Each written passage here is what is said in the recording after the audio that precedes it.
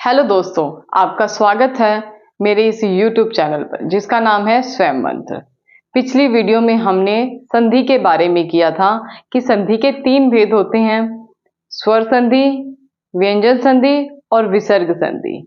और उसके बाद हमने बात की थी स्वर संधि के आगे 5 भेद होते हैं। उन 5 में से एक था दीर्घ संधि। उसके बारे में हम आज बात करेंगे कि उसके नियम कैसे देखे जाते हैं और उनका प्रयोग उदाहरण में कैसे किया जाता है। सबसे पहले हम बात करते हैं दीर्घ संधि की परिभाषा के बारे में। दीर्घ संधि, दीर्घ स्वर संधि, जब एक ही स्वर के 2 रूप ऋषभ स्वर और दीर्घ स्वर एक दूसरे के बाद आ जाए तो दोनों मिलकर उसी स्वर का दीर्घ वाला रूप हो जाते हैं। जैसे अब हमें पहले इसके नियम करते हैं, फिर हम उन नियमों को याद करने की आसान ट्रिक करेंगे। सबसे पहले हम दीर्घ संधि के नियम लिखते हैं।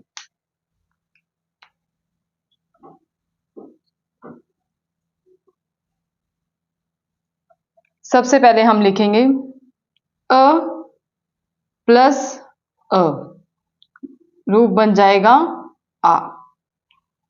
अ प्लस आ, आ। आ प्लस अ, आ।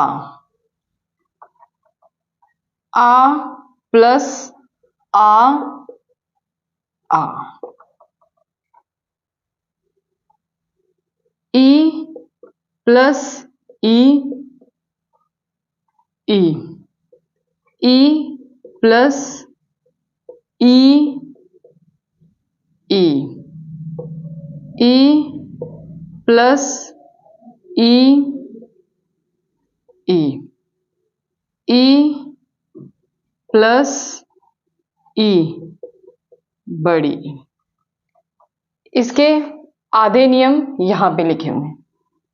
ऊ प्लस ऊ, ऊ। ऊ प्लस ऊ, ऊ। ऊ प्लस ऊ, ऊ। ऊ प्लस ऊ। ये दीर्घ संधि के नियम हैं। अब इनको हम याद करने की आसान सी ट्रिक बनाते हैं। देखिए,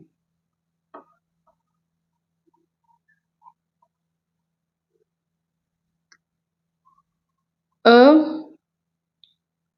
आ, ई, ई, ऊ, ऊ।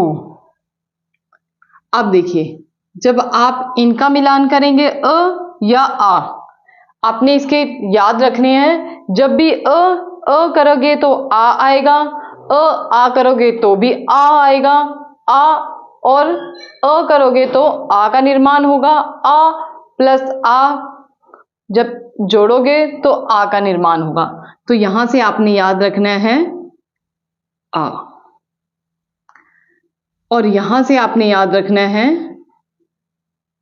ई, जो दीर्घ ई का निर्माण होगा। और यहां से आपने याद रखना है दीर्घ ऊ का निर्माण होगा। अब हम ये देखो, ये ट्रिक है, बहुत आसान है। आपने बस ये 12 नियम है जो याद करने की सिंपल सी ट्रिक है।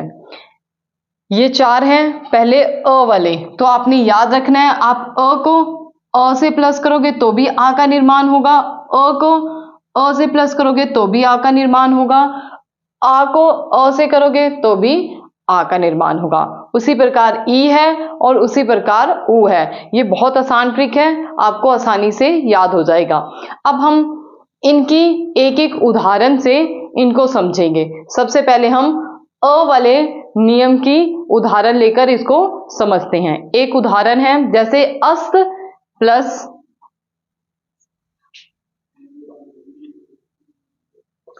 अस्त प्लस अचल। अब देखिए, आप यहां पे ये त वर्ण है, त के साथ अ क्या है? स्वर।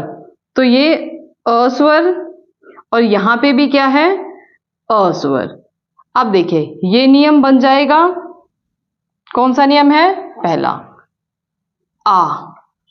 तो ये क्या निर्माण होगा यहां पे? अस्ताचल। ठीक है, ये बहुत आसान है। उसके बाद हम इसके नियम की एक उदाहरण करते हैं। ठीक है, अब देखिए अति प्लस ईव।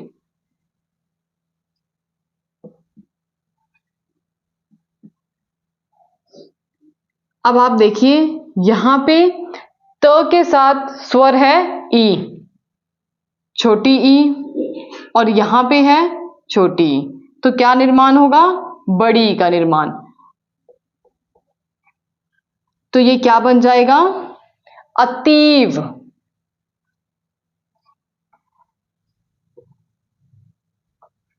ठीक है, बहुत आसान है। अब हम इसकी एक उदाहरण की बात करेंगे, जैसे भानु प्लस उदय। यहां पे कौन सा है? उ, और यहां पे भी छोटा उ। उ प्लस उ निर्माण होगा बड़े उ का। तो क्या बन जाएगा? भानुदय। भानुउदय। मैं आशा करती हूं कि आपको दीर्घ संधि के नियम आसानी से समझ आ गए होंगे, और ये जो ट्रिक है ये भी बहुत आसान है, ये 12 नियमों को याद करने की। तो मैं आशा करती हूं आपको ये बहुत आसानी से समझ आ गया होगा। अब हम मिलते हैं अगली वीडियो में अगली ट्रिक के साथ। धन्यवाद।